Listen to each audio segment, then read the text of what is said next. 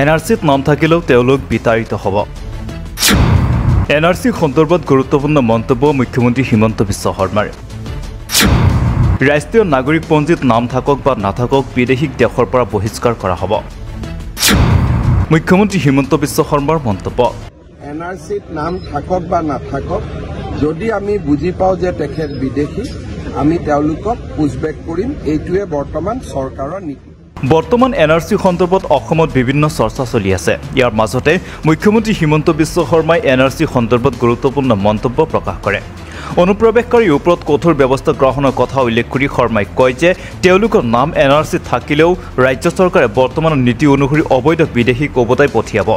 শৰ্মাই কয় যে এনআৰচিত যি ধৰণৰ নাম অন্তৰ্ভুক্ত কৰা হৈছে তাক লৈ সন্দেহ থকা স্বাভাৱিক। এজন ব্যক্তিৰ নাগৰিকত্ব নিৰ্ণয়ৰ বাবে এনআৰচি একমাত্ৰ নথি হ'ব নোৱাৰে। শৰ্মাই কয় যে বিদেশী বহিষ্কাৰৰ কাম চলি থাকিব। এয়াও ঠিক যে লাখ লাখ মানুহক উভতাই পঠিওৱা সহজ নহয়, কিন্তু এনআৰচিত নাম থাকক বা নাথাকক, যদি আমি বুজি পাওঁ যে তেওঁ বিদেশী, আমি তেনে লোকক উভতাই পঠিওৱা এয়া আমাৰ নীতি। বহুতে চলে বলে কৌশলে এনআৰচিত নাম সোমাইছে, গতিকে এনআৰচিত নাম থকাৰ পাছতো যদি বিদেশী বুলি গম পালে তেওঁক উভতাই পঠিওৱা হ'ব। তেওঁ কয় যে এনআৰচিৰ ক্ষেত্ৰত কিছুমান বিষয়াই গাফিলতি কৰিছিল। নতুন দিল্লীৰ পৰা হৰ্ষমণ্ডল নামৰ এজন বিশেষ ব্যক্তি আহিছিল। তেওঁ আমেৰিকা, ইংলেণ্ডত বহু যুৱক যুৱতীক পঢ়ুৱাই আনিছিল যাতে এনআৰচি নষ্ট কৰিব পাৰে। এতিয়া মুখ্যমন্ত্ৰী হোৱাৰ পাছত মই ইয়াৰ বিষয়ে জানিব পাৰিছোঁ। গতিকে এনআৰচিৰ তথ্য হ'ব পাৰে, কিন্তু ইয়াৰ ভিত্তিক কোনোবাই যে মেডি পত্তা পাব তাক মই মানি ল'বলৈ সাজু নহয়। বিগত সময়ছোৱাত অসমৰ পৰা বহু অবৈধ বিদেশী বহিষ্কাৰ কৰা হৈছে। একাংশ গ্ৰেপ্তাৰ কৰাৰ লগতে বহুকেইজনক পুনৰ বাংলাদেশলৈ প্ৰেৰণ কৰা হৈছে। অৱশ্যে চুবুৰীয়া দেশখনে কিছুমান নিজৰ নাগৰিক হিচাপে স্বীকৃতি দিবলৈ অস্বীকাৰ কৰাৰ পাছত কিছু সংখ্যক উভতি আহিছে। যোৱাকালি ৰাতিও আমি 19 গৰাকী ব্যক্তিক পুছবেক কৰিছোঁ। খুব সম্ভৱ আজিও 9 গৰাকী ব্যক্তিক আমি পুছবেক কৰিম, আৰু এইটো অসমত বৰ্তমান চলিব। আৰু কিন্তু এইটোও ঠিক যে লাখে লাখে মানুহক পুছবেক কৰাটোতো সম্ভৱ নহয়, কিন্তু যিমান দূৰ সম্ভৱ আমি পুছবেকৰ কাম হাতত লৈছোঁ।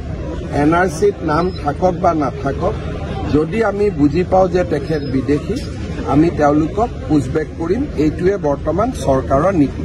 এনআৰচিত নাম থকাৰ পিছতো যদি আমি বিদেশী বুলি গম পাওঁ, কাৰণ এনআৰচিত নাম বহুতে চলে বলে কলে কৌশলেও সোমাইছে।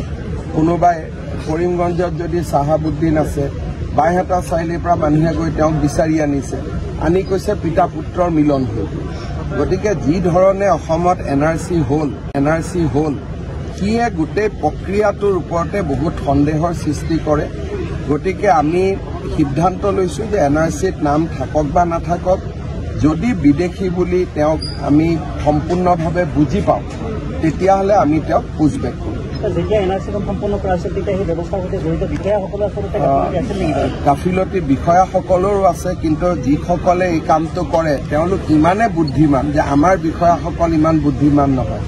নতুন দিল্লীৰ পৰা হৰ্ষ মণ্ডল বুলি এজন বিশেষ ব্যক্তি আহি অসমত 2টা বছৰ কেম্প কৰি লৈছে।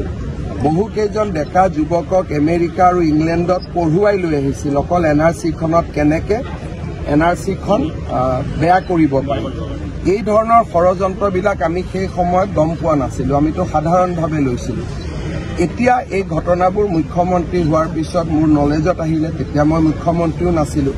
গতিকে মই ব্যক্তিগতভাৱে অকল এনআৰচিখন এটা তথ্য হ'ব পাৰে, কিন্তু এনআৰচিত নাম থাকিলে যে তেওঁ মেডি পট্টা পাই গ'ল, সেইটোক মই বিশ্বাস কৰিবলৈ মই সাজু নহওঁ।